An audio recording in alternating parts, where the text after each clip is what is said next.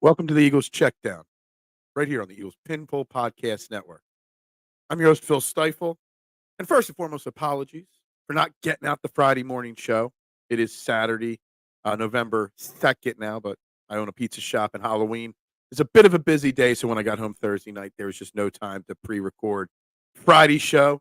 No energy left either. So I pre-recorded this here for you guys on Saturday because I wanted to make sure I get my final thoughts on Eagles versus Jaguars Sunday in South Philly, plus my preview, my score prediction, etc. On the team. So let's dive right into it, guys. Again, I'm Phil Stiefel. This is the Eagles Checkdown preview and prediction show. Keys to victory for the Eagles to get the W on Sunday. This is honestly, it's a weird position because I see a lot of Eagles fans calling for the trap game after the big win last week, with Dallas coming up next week on the schedule. But I do not foresee a situation where the Eagles lose on Sunday. They're 7.5-point favorites against the Jaguars. The Jaguars may be fighting for Doug Peterson's job on Sunday. There is a definite scenario where Doug Peterson and the Jaguars lose on Sunday and Doug Peterson gets fired by Monday morning. This game, first and foremost, it's a Kelly Green game, which the Eagles definitely come alive during the Kelly Green games. You know, not that I'm a big fan of Kelly Green, but that's a topic for another day. It's LaShawn McCoy's day, where they're honoring the former great running back of the Eagles on the field at halftime. Sure, he'll be an honorary captain. They're not going to lose Kelly Green Day. They're not going to lose the LaShawn McCoy ceremony day.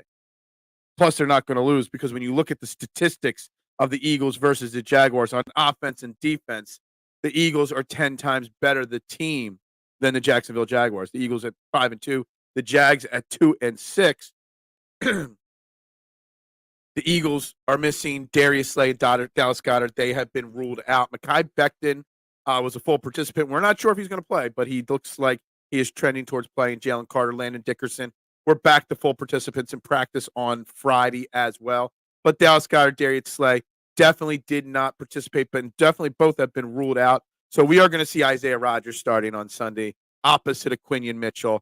And I bring that up first and foremost because, yes, Brian Thomas might actually play. There was rumors that Brian Thomas might be out for the game on Sunday. He's questionable. He has practiced multiple times this week in a limited fashion. So there's a definite scenario where, you know, Brian Thomas is out there and you're going to need your cornerbacks. Christian Kirk is out, but, you know, Brian Thomas might be out there. Travis Etienne might be out there as well to go along with Tank Bigsby, their other running back. That is the one thing that they do pretty well, the Jaguars. They do run the football fairly effectively on offense. They're a decent rush, decent pass team. They don't score much, but they definitely move the ball with their running attack there. But the Eagles defense is going to be on full display this week. Something else that came out, and I kind of hinted on it throughout the week on Trending in the AM.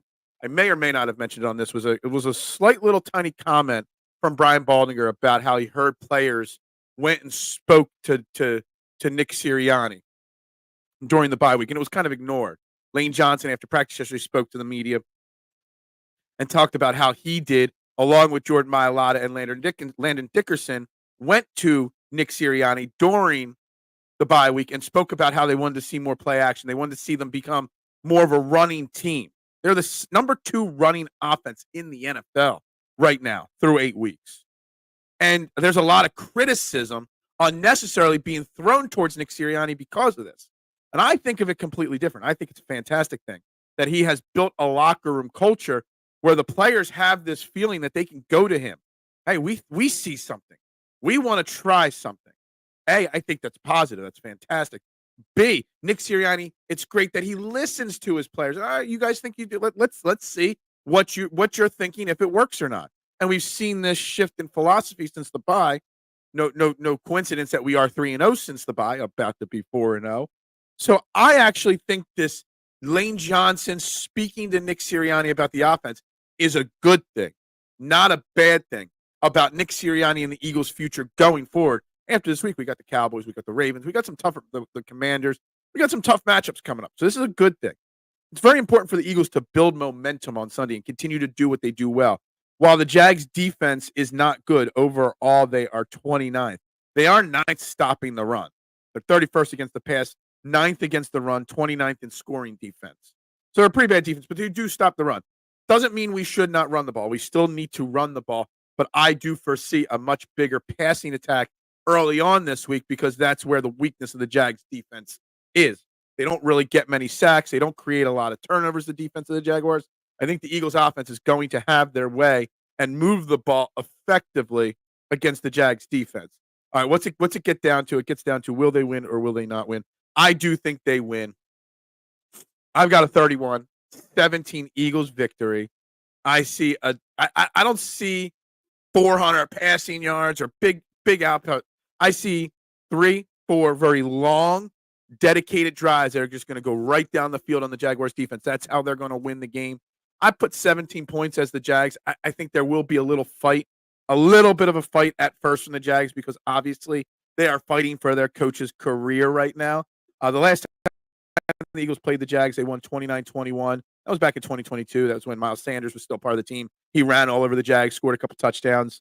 I see the same thing happening. I would like to see maybe this might be the game where you get an A.J. Brown or Devontae Smith touchdown paired with maybe a Grant Calcaterra touchdown who is going to be playing again.